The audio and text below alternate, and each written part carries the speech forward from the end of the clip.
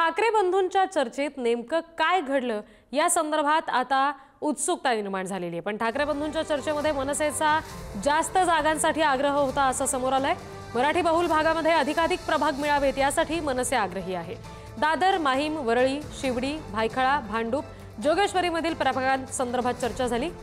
ठाकरेंकडून शिंदे शिवसेनेमध्ये गेलेल्या काही नगरसेवकांच्या जागांसाठी सुद्धा मनसेने आग्रह धरला। मराठी बहुल भागातील प्रभागांसाठी ठाकरे बंधूंमध्ये सध्या रस्तेखेच पाहायला मिळते।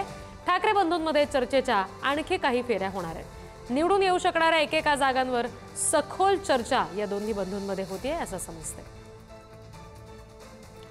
आणखी तपशील आपल्याला प्रतिनिधी श्रेयस सावंत देतील। श्रेयस, रिद्धी, खऱ्या अर्थानं मनसेअध्यक्ष राज ठाकरे पक्ष उद्धव ठाकरे यांच्या भेटीमध्ये अनेक गोष्टींची चर्चा झालेल्या आहेत। आपल्याला हेही माहिती आहे की ठाकरे बंधूंमध्ये एकत्र चर्चा आली।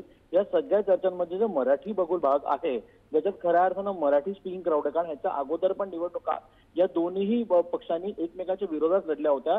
त्यामुळे दोन्ही पक्षाचे वोटर्स जे आहेत ते मोठ्या प्रमाणावर आणि ते मराठी वोटर्स आहेत। त्यामुळे कोण कुठल्या वोटर्सला आणि कोण कुठल्या वोटर्सना कॅटर करतं हे सगळ्यात जास्त महत्वाचं आहे।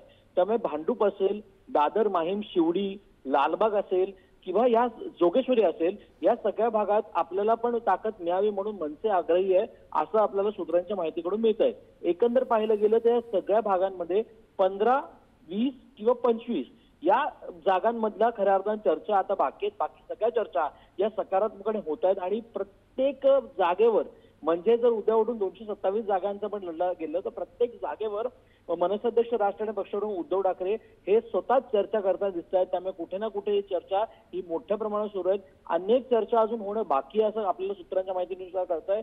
त्यामुळे ह्याच्यानंतर पण चर्चा होणार आहे, कारण अजूनपर्यंत ज्या 15 ते 20 जागा की 25 जागा आहे कुठलीही प्रत्येक जागेचं आपण तिकडून निवडून येऊच, मनसे जर उभं राहील तर मनसे निवडून येईल, शिवसेना ठाकरे गट निवडून आला तर शिवसेना ठाकरे गट निवडून येईल। हे सगळ्या गोष्टी पाहायला गेल्या तरी महत्वाचं हे की ग्राउंड रिअलिटी पाहूनच सगळ्या गोष्टी केल्या जातात।